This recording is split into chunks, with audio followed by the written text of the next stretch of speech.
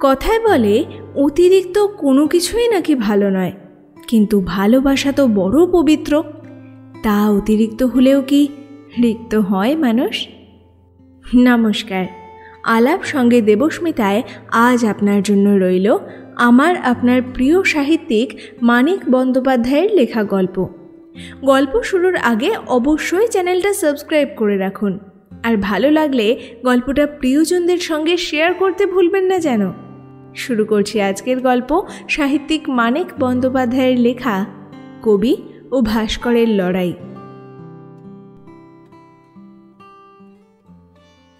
প্রতিভার প্রতি চারণী দেবীর বিশেষ পক্ষপাতিত্ব ছিল।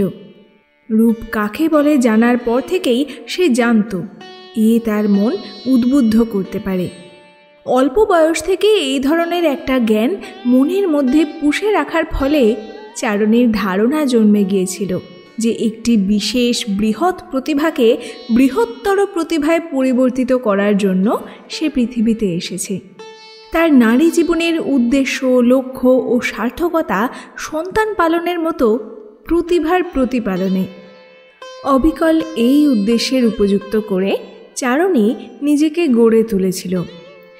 কবি, চিত্রকর, ভাস্কর অথবা নিছক গদ্য সাহিত্যিক, ঠিক কোন ধরনের প্রতিভার বিকাশের ভাবটা তাকে গ্রহণ করতে হবে তা জানা না থাকায় সব দিক বজায় রাখার জন্য এই 4 রকম প্রতিভার উপযুক্ত করেই নিজেকে সে তৈরি করেছিল। স্কুল কলেজে এরকম ব্যাপক ও অবাস্তব শিক্ষার ব্যবস্থা নেই। স্কুল কলেজ প্রতিভাকে মানে না। স্কুল ছাড়িয়া চারণী তাই আর কলেজে ঢোকেনি। বাড়িতে নিজেরই তত্ত্বাবধানে সে 4টি ক্লাস করত। সকালে কবিতার, দুপুরে ছবি ও খোদাইয়ের, রাত্রে গদ্য সাহিত্যের। এমনিভাবে পুস্তক ও অ্যালবামের মধ্যস্থতায় চারণী জগতের বড় প্রতিভার সঙ্গে পরিচিত হতে লাগল। কিন্তু রক্ত মাংসের প্রতিভার খোঁজ সে পেলে না। 2-4 জন কবি, শিল্পী ও সাহিত্যিক যাদের সঙ্গে তার আলাপ হলো, তারা এত গরিব যে তাদের প্রতিভাকে চারণী মেনে নিতে পারলে না। তাছাড়া এরকম প্রতিভার বিকাশের ভার নেবার স্বাদ তার কোনোদিনই ছিল না। টাকা পয়সার গোলমাল সে অত্যন্ত অপছন্দ করত। প্রতিভার জন্য জীবন উৎসর্গ করতে সে সর্বদাই রাজি। কিন্তু আজ আনো আজ খাও, কালকে উপোস দাও যে প্রতিভা, তার জন্য 2-4 ঘন্টার সময় ও 2-4 কাপ চায়ের বেশি আর কিছু উৎসর্গ করা তার কাছে ছিল নষ্ট করার শামিল। জীবন অমূল্য। 2-5টা ফালতু জীবনও মানুষের থাকে না যে নষ্ট করা চলে। চারণী তাই তার পরিচিত গরিব প্রতিভাগুলির পাশ কাটিয়ে চলত। সুতরাং পাশে পাশে চলবার মতো প্রতিভাও সে আবিষ্কার করতে পারত না। বেড়ে বেড়ে চারণীর বয়স হল 21 এবং তার ক্ষীণ আর্টিস্টিক দেহটি একটু স্থূল হয়ে উঠবার উপক্রম করলে তখন ভয় পেয়ে ও হতাশ হয়ে প্রতিভা চিনির বোঝাই এক ভাষাতত্ত্বের অধ্যাপকের কাছে নিজেকে সমর্পণ করে দেওয়া সে প্রায় স্থির করে ফেললে। এমন সময় প্রায় একসঙ্গে 2 জন ধনবান, রূপবান, বলবান প্রতিভার আবির্ভাবে তার জীবনে একটা খণ্ড প্রলয় বেঁধে গেল। প্রথম এলো অরবিন্দ, উদীয়মান ভাস্কর। তারপর অরবিন্দের সঙ্গে চারণীর বিয়ের কথা যখন পাকা হয়ে এসেছে, তখন এলো মহাব্রত, উদীয়মান কবি। দুজনেই প্রতিভা। মরবার আগে সাগর পাড়ে 2-4 জন ভক্ত না রেখে ওরা কেউ মরবে না, এটুকু নিঃসন্দেহ। চারণীর ভারী বিপদ হলো। 2টি প্রতিভা স্রোতের সম্পর্কে যে ঘূর্ণাবর্ত সৃষ্টি হলো, তাতে পাক খেয়ে খেয়ে তার মাথা এমনই গুলিয়ে গেল যে সে কোনো মতেই ঠিক করে উঠতে পারলে না যে কোন স্রোতে ভেসে যাবে। আসলে চারণীর একেবারেই মনের জোর ছিল না। যখন যে প্রতিভাটি তার কাছে থাকত, তার মনে হতো তাকেই সে ভালোবাসে। দুজনের দুরকম কিন্তু প্রায় সমান জোরালো ব্যক্তিত্ব দিনের মধ্যে অন্তত 10 বার তাকে পেন্ডুলামের মতো এদিক ওদিক দোলাতো, আর বাকি সময়টা দুজনের সমান আকর্ষণ অনুভব করে তার মনে হতো নিজেকে চুলচিরা দুভাগে ভাগ না করে ফেললে এই টানাটানি সমস্যার কোনো সমাধান নেই। আগে এসেছিল বলে অরবিন্দের কিছু কিছু দখলীসত্ব জন্মেছিল, কিন্তু মহাব্রত একরকম কথা বলেই তা বাতিল করে দিলে। এদিক দিয়ে অরবিন্দের চেয়ে সে ছিল বেশি শক্তিমান। আশ্চর্য ছিল তার কথা বলার ক্ষমতা। তার বক্তব্য রূপনীত বক্তৃতার, এবং তাতে যেখানে অখণ্ডনীয় যুক্তি থাকতো না সেখানে থাকতো বেগবতী আবেগ, আর যেখানে বেগবতী আবেগ থাকতো না সেখানে থাকতো অখণ্ডনীয় যুক্তি। 10 মিনিট তার কথা শুনে চারণী ভেসে যেত। তার আর বিন্দুমাত্র সন্দেহ থাকতো না যে তার জীবনের একমাত্র উদ্দেশ্য, লক্ষ্য ও সার্থকতা এই বিস্ময়কর মুখর কবি প্রতিভাকে সন্তানের মতো প্রতিপালন করা। মহাব্রত চলে যাবার পর অরবিন্দের আবির্ভাব ঘটা পর্যন্ত চারণী উত্তেজিত হয়ে থাকত।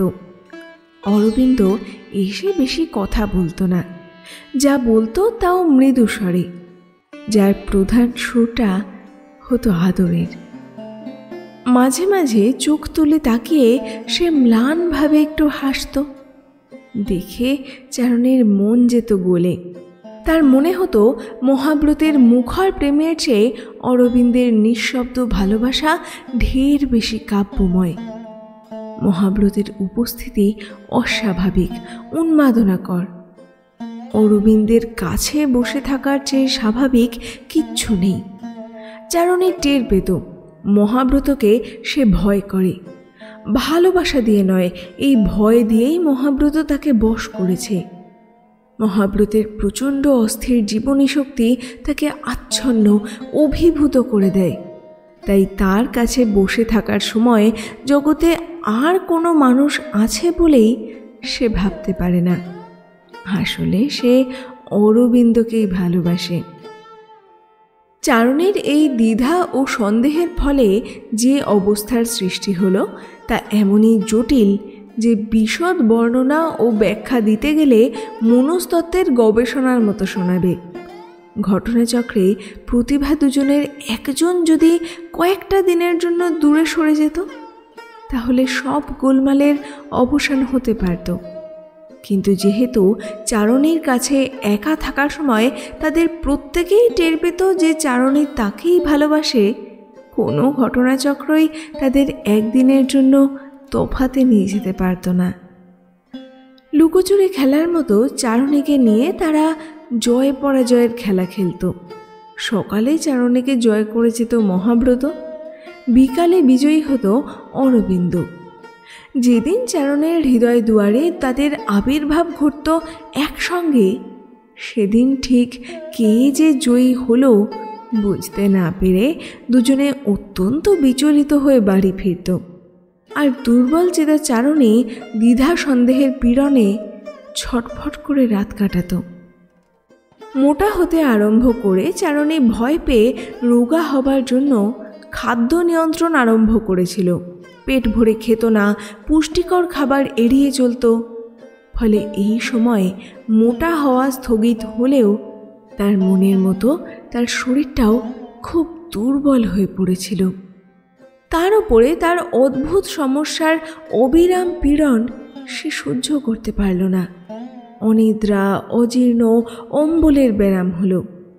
তারপর হলো নার্ভাস ব্রেকডাউন। একদিন মহাব্রত ও অরবিন্দ দেখা করতে এলে দুজনকেই সে তাড়িয়ে দিলে এবং আশ্রয় নিলে শয্যার। তার অসুখের সংবাদে ব্যাকুল হয়ে মহাব্রত ও অরবিন্দ বারবার তাকে দেখতে ছুটে গেল। কিন্তু চারণী খবর পেয়ে চেঁচামেচি করে বাইরে থেকেই তাদের বিদায় করে দিলে। তারপর একদিন বাড়ির সকলে শহরের অন্য প্রান্তে বিয়ের নেমন্তন্ন রাখতে গেছে। খালি বাড়িতে চারণী অনেক রাত অবধি ঘুমোবার ব্যর্থ চেষ্টা করে মরিয়া হয়ে এক রাশি ঘুমের ওষুধ খেয়ে ফেললে। এক রাত্রির ঘুম অথবা চিরনিদ্রা, কোনটা তার কাম্য ছিল তা জানবার উপায় নেই। পরদিন অনেক বেলায় তার ঘরের দরজা ভেঙে দেখা গেল সে মরে গেছে। মরবার সময় বুকে বোধহয় খুব যন্ত্রণা হয়েছিল। জামা ছিঁড়ে আঁচড়ে আঁচড়ে নিজের বুক সে ক্ষত বিক্ষত করে ফেলেছে। খবর পেয়ে প্রতিভা দুজন দেখতে গেল। চারণীর একটি বৌদি ছিল। অল্প বয়সে চারণের অত্যন্ত বিদ্বান ও নীরস দাদার সঙ্গে তার বিয়ে হয়। চোখের সামনে চারণীকে দুটি প্রতিভার পুজো পেতে দেখে তার বোধহয় খুব হিংসা হতো। সেই দুজনকে চারণের ক্ষত বিক্ষত বুকটা দেখালে, কেঁদে বললে বুকে কত যাতনাই না জানি হয়েছিল। চারণীর মৃত্যু অথবা অপমৃত্যুর আগে এ কথা অনায়াসেই মনে করা চলত যে তার প্রেমিক প্রতিভা দুটির মধ্যে লড়াই বাঁধিয়ে সে কৌতুক উপভোগ করছে। সাধ করে যে মেয়ে নিজেকে প্রতিভার উপযুক্ত করে গড়ে তোলার পাগলামিকে প্রশ্রয় দিতে পারে, সে এরকম কৌতুক উপভোগ করবে, তাতে বিস্ময়ের কি আছে? চারণের মৃত্যুর পর এও খুব সহজে অনুমান করা গিয়েছিল যে জীবনের স্বাভাবিক নিয়মে প্রতিভা দুটি এবার তাদের মৃতা প্রিয়াকে অতি দ্রুত বিস্মৃত হবে। দুটি প্রেমিকের মধ্যে লড়াই বাঁধিয়ে যে মেয়ে মজা দেখে তাকে মনে রাখবে এমন প্রেমিক জগতে কে আছে? আসলে এরকম মেয়ের প্রেমেই কেউ পড়ে না। জয় করার জেদটাকে মনে হয় প্রেম। মরে গেলে অথবা সরে গেলে এরকম মেয়েকে মনে রাখার বিশেষ কোনো কারণ থাকে না। যে রাজ্য রসাতলে গেছে তার অধিকার নিয়েও মামলাবাজ দুটি রাজা হয়তো মারামারি করে মরে, কিন্তু হৃদয় সংক্রান্ত জয় পরাজয়ের সমস্যা হৃদয়ের সঙ্গেই অন্তর্হিত হয়, জেদ যায় জড়িয়ে। মৃতার স্মৃতির প্রতি একটু দয়ার্দ্র কোমলতা ছাড়া প্রেমের চিহ্নটুকু থাকে না। মহাব্রত ও অরবিন্দের কাণ্ড কারখানা দেখে প্রথম টের পাওয়া গেছে নিছক রেষারেষি তাদের প্রেমের ভিত্তি ছিল না। চারণী তাদের নিয়ে কৌতুক করেনি। প্রতিভা দুটির শোকের মাপকাঠিতে আবার মাপযোগ করে চারণীর হৃদয় ঐশ্বর্যের নূতন পরিমাণটা আবিষ্কার করে অবাক হতে হলো। ওরা দুজনে প্রমাণ করে দিলেও দুফোঁটা চোখের জল নিয়ে মরবার মতো সাধারণ মেয়ে সে ছিল না। হৃদয় জয়ের বিপুল প্রতিভাই তার ছিল। অরবিন্দ মানুষের সঙ্গ ত্যাগ করে স্টুডিওতে আশ্রয় নিল। মহাব্রত চীনা আর ফিরিঙ্গি হোটেলে রকম রকম পানীয় চেখে বেড়াতে লাগলো। একজন শুকিয়ে যেতে লাগলো ঘরের কোণে নীরবে, আর একজন শুকিয়ে যেতে লাগলো বাইরে হইচই করে। লড়াই যেন তাদের থামেনি। প্রকৃতিগত বৈশিষ্ট্য বজায় রেখে তারা যেন চারণের জন্য পাল্লা দিয়ে শোক করতে লাগলো। তাদের প্রতিভায় যারা সন্দেহ করত, এবার তাদের সন্দেহ দূর হলো। অল্প বিস্তর উন্মত্ততা প্রতিভার সবচেয়ে বড় প্রমাণ। তাদের এই অসামাজিক অস্বাভাবিক জীবনযাপনে আত্মীয় স্বজন ব্যথিত হলো, প্রতিবাদ করল। বন্ধুবান্ধব হাসি গল্পের আড্ডায় টানবার চেষ্টা করল, কিন্তু তাদের নির্লিপ্ত ভাব অব্যাহত রইল। হাসতে না জানলে এ জগতে বন্ধু টেকে না। দুজনের মনোবিকার সহ্য করতে না পেরে বন্ধুরা তাদের রেহাই দিল। ব্যর্থ হয়ে হাল ছাড়ল আত্মীয় স্বজন। শহরের লক্ষ লক্ষ মানুষের মধ্যে তারা নিঃসঙ্গ হয়ে গেল। কেবল একজন, পরের সুখ দুঃখ নিয়ে নাড়াচাড়া করার প্রবৃত্তি যার মজ্জাগত, সেই জোঁকের মতো দুজনের পিছনে লেগে রইল। সে চারণীর ঈর্ষাতুরা বৌদি প্রিয়ংবদা। কানাঘুষায় এদের ব্যাপার শুনে সে যেদিন জানতে পারল ভালোবাসার চোটে তার ননদটিকে মেরে শোকের চোটে এবারেরা নিজেদের মারছে, সেই দিন দারোয়ান পাঠিয়ে দুজনকে সে করল নেমন্তন্ন। কিন্তু এরা কেউ গেল না। তাতে অপমান বোধ করে প্রিয়ংবদা দিন 15 আর উচ্চবাচ্য করল না। কিন্তু পরের সুখ দুঃখের কারবার আয়ত্ত করার কৌতূহল প্রিয়ঙ্বদার বড় তীব্র। 15 দিন উঠতে বসতে যতবার তার মনে হলো একটা লায়লা ও 2টি মজনুর আবির্ভাবের মতো বিস্ময়কর ব্যাপার তার আশেপাশেই ঘটেছে, অথচ সময় মতো ব্যাপারটা সে ভালো করে অধ্যয়ন করেনি, ততবারই তার বুকের মধ্যে কেমন করে উঠতে লাগলো। সে আবার দারোয়ান পাঠালো। এবার এরা দুজনেই নেমন্তন্ন গ্রহণ করলো, কিন্তু রাখতে ভুলে গেল। তৃতীয়বার প্রিয়ঙ্বদা দারোয়ানের হাতে দুজনকে কড়া মিঠে এমনই একটা অদ্ভুত চিঠি পাঠালো যে সেদিন বিকেল হবার আগেই দুজনে তাদের বাড়ি গেল। চারণের মৃত্যুর পর চারণের বাড়িরই বসার ঘরে, যেখানে দেওয়ালের গায়ে চারণের ফটো ছিল আর চারণের হাতে আঁকা ছবি ছিল আর অর্গানে চারণের গান স্তব্ধ হয়েছিল আর আবহাওয়ায় চারণের হাসির রেশ ছিল, সেইখানে প্রিয়ঙ্বদার মধ্যস্থতায় কবি ও ভাস্করের দেখা হলো। পরস্পরকে দেখে প্রথমে তারা স্ত্রীলোকের মতো হিংসা ও বিদ্বেষ অনুভব করল। দুজনেরই মনে হলো গলা টিপে একটা মানুষকে হত্যা করতে পারলে তাদের সুখের সীমা থাকবে না। তারপর এই পাশবিক ইচ্ছার জন্য লজ্জায় তারা খানিকক্ষণ আড়ষ্ট হয়ে রইল। তারও পরে তাদের দুজনের প্রত্যেকে স্থির করে নিল যে না, বাস্তব জগতে তাদের শত্রুতা নেই। চারণের দেহটা অদৃশ্য হয়েছে সত্য, কিন্তু চারণের প্রেম সে পেয়েছিল। সুতরাং আধ্যাত্মিক পরাজয়ের গ্লানিতে দগ্ধ হয়ে যে জীর্ণ শীর্ণ হয়ে গেছে, তার সঙ্গে আর বিবাদ কিসের? প্রত্যেকে এই রকম ভেবে পরস্পরকে তারা ক্ষমা করল। অরবিন্দ বলল, নতুন কবিতা কিছু লিখলেন? মরুনন্দিনীর কবিতাগুলো বড় ভালো লেগেছিল, মিছরির মতো জমাট বাঁধা রস, তবে ঝাঁঝটা একটু বেশি, অ্যামোনিয়ার মতো, বড় বেশি অভিভূত করে দেয়। মহাব্রত বললে, অল্প বয়সে লেখা, ঝাঁঝটাই তখন বেশি ছিল, নতুন কিছু লিখিনি। আপনি নতুন কিছুতে হাত দিয়েছেন? গতবার বোম্বের এক্সিবিশনে আপনার উর্বশী দেখে মুগ্ধ হয়ে গিয়েছিলাম।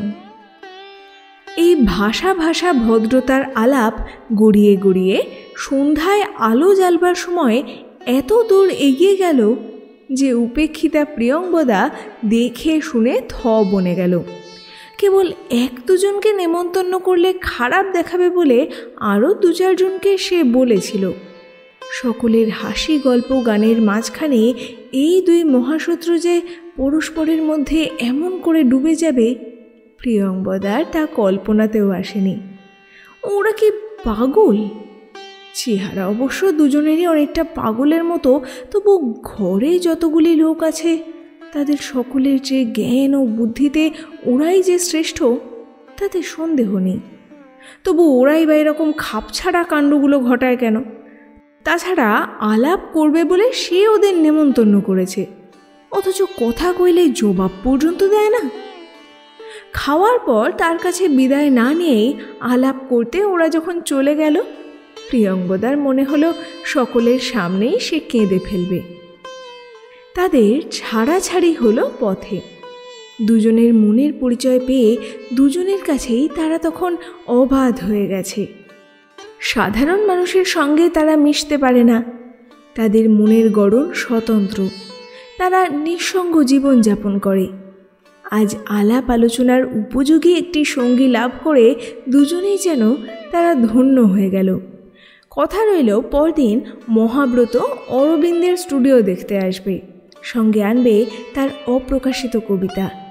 অরবিন্দ কবিতা শুনবে আর মহাব্রত দেখবে মর্মর মূর্তি। মহাব্রত সকালেই এলো, কথা ছিল বিকালে আসবার।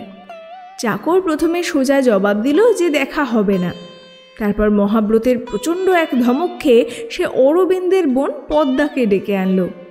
পদ্মা বলল যে সকালে তার দাদা কাজে ব্যস্ত থাকে, কারো সঙ্গে দেখা করে না।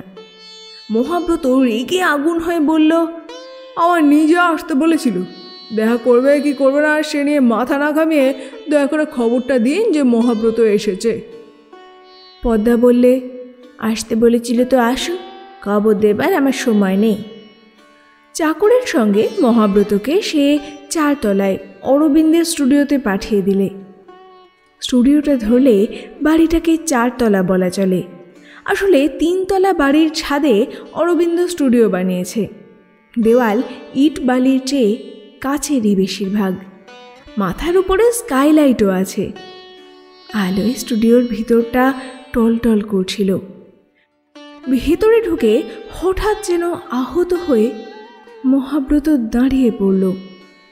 অরবিন্দ নিবিষ্ট চিত্তে চারণীকে রূপ দিচ্ছে।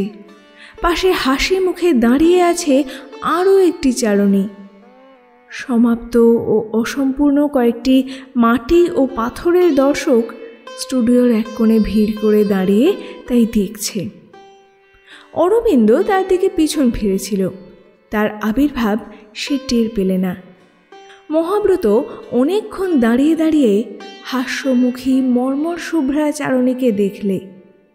মহাব্রতের সঙ্গে পরিচয় হওয়ার কদিনের মধ্যেই চারণীর জীবন সমস্যার ভারে পীড়িত হয়ে উঠেছিল।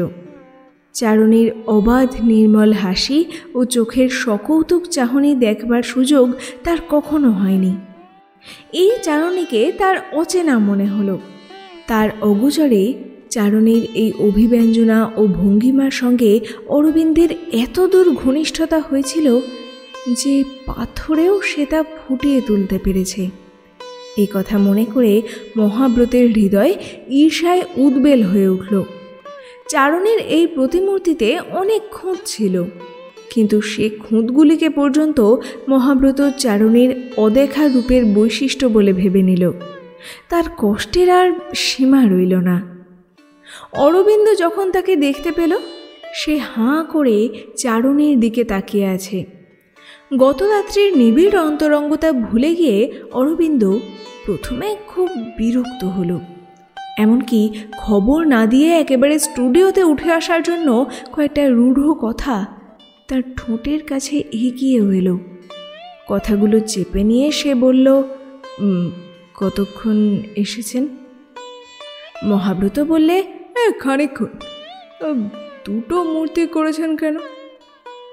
এ প্রশ্নের জন্য একটু ভণিতার প্রয়োজন ছিল।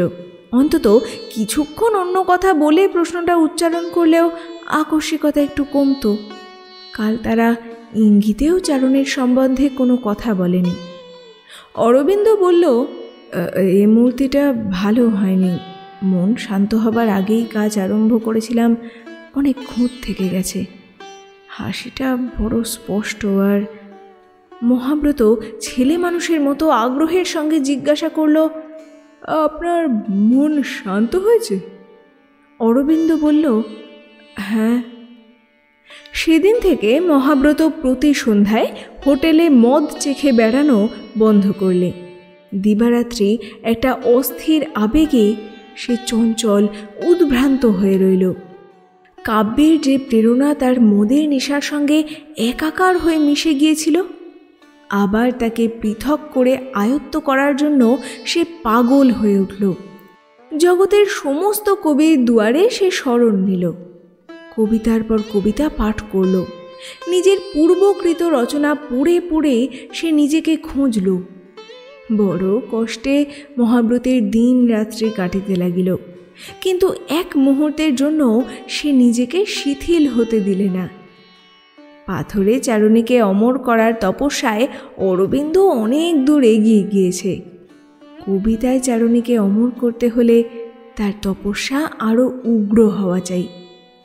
মহাব্রতের শরীর অল্পে অল্পে ভালো হলো। মনে ধীরে ধীরে ভাব ও আবেগের আবির্ভাব হতে লাগল। ফাল্গুনের গোড়ায় অনেক রাত্রে খোলা ছাদে দাঁড়িয়ে সাগর ভেজা বাতাসের আর্দ্র স্পর্শ অনুভব করতে করতে মাঝে মাঝে সে যেন সুর, ছন্দ, ধ্বনি, ভাব, গন্ধ, বেদনা প্রভৃতির সমন্বয় করা তার হারানো কাব্যজগতের সন্ধান পেতে লাগল। সব অস্পষ্ট, ঝাপসা, তবু আশা জাগাবার পক্ষে তাই যথেষ্ট। লেখার তাগিদও যেন সে অনুভব করল। ক্ষীণ ভীরু সে তাগিদ। মহাব্রত তাতেই খুশি হল। তারপর চৈত্র মাসে একদিন রাতে সে চারণীকে স্মরণ করে লিখতে বসল স্মৃতিকাব্য, ইন মেমোরিয়ামের মতো, যার অমরতা চারণীকে অমর করবে। তাকেও করবে অবশ্য, কিন্তু সেটা বাহুল্য, তার কোনো প্রয়োজন নেই। পুরানো দিনের মতো কাগজপত্র ছড়িয়ে, বিদ্যুতের আলো নিভিয়ে, রূপার দীপাধারে মোমবাতি জ্বালিয়ে সে লিখতে বসল। পাশের ফুলদানি থেকে সোনা রঙের চাঁপা আর সবুজ রঙের কাঁঠালি চাঁপা ফুল পুরানো দিনের মতো তাকে তীব্র মিশ্রিত গন্ধ সরবরাহ করতে লাগলো। গভীর রাত্রির নিজস্ব ছাড়া ছাড়া শব্দ দিয়ে ভাগ করা যে স্তব্ধতায় আগে সে কবিতা লিখত, আজও সেই স্তব্ধতাই তাকে ঘিরে রইল। কিন্তু এক লাইন কবিতা সে লিখতে পারল না। কলম হাতে করে যতক্ষণ সে ঈষৎ নীলাভ কাগজের দিকে চেয়ে রইল, তার সময় বেপে মনে জেগে রইল এই কথাটা যে চারণীকে অমরতা দেবার জন্যে সে কবিতা লিখতে বসেছে। এই জ্ঞানকে মগ্ন চেতনায় তলিয়ে দিয়ে আসল কবিতাকে সে মনে আনতে পারল না। মহাব্রতর ভয় হলো। পরদিন সে আবার লিখতে চেষ্টা করলে। যে অবস্থায় সে তার শ্রেষ্ঠ কবিতা রচনা করেছে, তেমনই অনুকূল অবস্থাতেও আজ এক লাইন কবিতা তার মনে এলো না। কতকগুলি জোড় বিজোড় শব্দ শুধু মনে ভেসে বেড়াতে লাগল। মহাব্রতর শান্তি নষ্ট হয়ে গেল। ভয়ে সে যেন মরার মতো হয়ে গেল। এ কোন অদৃশ্য দুর্বোধ্য শক্তি তার প্রকাশের পথ রোধ করে দাঁড়িয়েছে? তার কাব্যের উৎসমুখে শিলার মতো চেপে বসেছে? তার আত্মাকে অবরোধ করেছে কিসে? মহাব্রতর ঘুম এলো না বলে তার মদ খাবার ইচ্ছা হলো। বাড়ি থেকে মদের গন্ধটুকু বিতাড়িত করে দিয়েছিল বলে হঠাৎ সব দিক দিয়ে নিজেকে ব্যর্থ অসহায় মনে করে সে কাঁদল। সেদিন সকালে অরবিন্দের স্টুডিওতে চারণীকে দেখে সে টের পেয়েছিল চারণী অরবিন্দকে ভালোবাসত। তা না হলে অরবিন্দের জন্য সে অমন করে হাসবে কেন, অমন করে চাইবে কেন? সেদিন থেকে মহাব্রতের একটা স্বর্গ ভেঙে ধুলায় লুটিয়ে পড়েছে। চারণীর অমর স্মৃতিকাব্যটিও যদি সে না লিখতে পারে, সেই পরাজয় সে সহ্য করবে কি করে? বেঁচে থাকবে সে কিসের জন্য? বেঁচে থাকার উদ্দেশ্য অবশ্য জগতের সংখ্যাতীত, খুঁজলেও মেলে, না খুঁজলেও মেলে। কিন্তু মহাব্রত প্রতিভাবান কবি বলে চারণীর স্মৃতিকে অবলম্বন করে এক অমর ব্যথাকাব্য রচনা করা ছাড়া জীবনের আর কোনো উদ্দেশ্যই দেখতে পেল না। এও সে ভুলে গেল যে উত্তেজিত অশান্ত মন নিয়ে অমর কাব্য রচনা করা যায় না। হ্যালামের মৃত্যুর 17 বছর পরে টেনিসনের ইন মেমোরিয়াম প্রকাশিত হয়। বন্ধুকে যখন কবি ভুলে গেছেন, সুদূর অতীতে নিয়তির রূঢ় আঘাতে প্রাপ্ত ভাবতরঙ্গের স্মৃতিটুকু মাত্র যখন কবির অবলম্বন, বন্ধু বিয়োগ বেদনা নয়। আর সে তো বন্ধু শুধু। নিজের মরণ না ঘনিয়ে এলে সুদূর অতীতে হৃদয় বিপর্যয় আনা স্মৃতিটুকু মাত্র মনে রেখে মৃতা প্রিয়াকে কে ভুলতে পারে যে অমর স্মৃতিকাব্য লিখতে পারবে? করুণ রসে টইটম্বুর কবিতা লেখা যায়, উদ্ভ্রান্ত প্রেমের সেই আবেগ উগ্র কাব্য নিয়ে মানুষ হইচইও করে, কিন্তু লোনা রাসায়নিক চোখের জলের মতো সে বাঁচবে কেন? সে উবে যায়, সে তো মরা কান্না। প্রতিভাবান কবি হয়েও মহাব্রত এসব কথা যেন ভুলে গেল।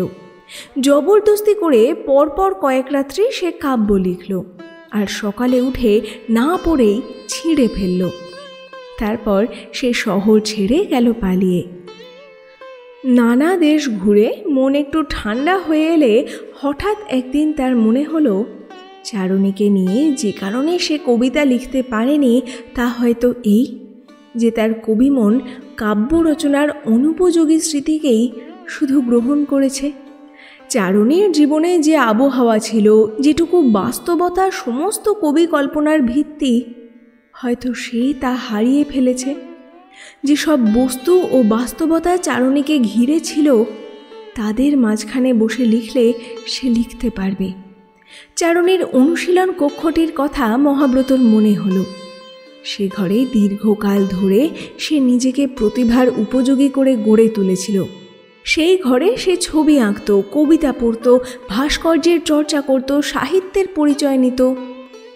চারণীর আঁকা ছবি ও খোদাই করা মূর্তি, তার পড়া অসংখ্য বই, তার ব্যবহার করা অসংখ্য বস্তু, সে ঘরে চারণীর স্বকীয়তাকে আজও ধরে রেখেছে।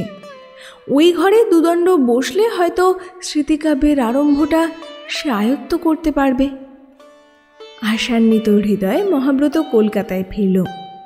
কোনো বিষয় তাড়াহুড়ো করতে আজকাল তার ভয় করে। প্রথমে 2 দিন সে বিশ্রাম করে নিল। পরের দিন সকালে সে গেল চারণীদের বাড়ি। শুনল চারণীর সেই ঘরখানা সাফ করে 3 দিন আগে প্রিয়ঙ্বদা একটি মেয়ে প্রসব করেছে। চারণীর ছবি, বই প্রভৃতি জিনিসপত্র খানিক এ ঘরে খানিক ও ঘরে সাজিয়ে রাখা হয়েছে। চারণীর শোবার ঘর, সে ঘরে এখন চারণীর পিসিমা শোন। তারপর মহাব্রত অনেক ভেবে একদিন অরবিন্দের স্টুডিওতে গেল। সেখানে চারণীকে একবার অনেকক্ষণ ধরে দেখে এসে শেষ চেষ্টা করে দেখবে। এতে তার লজ্জা, চারণীকে অমর করার গৌরব এতে তার ক্ষুণ্ণ হবে। কিন্তু উপায় কি?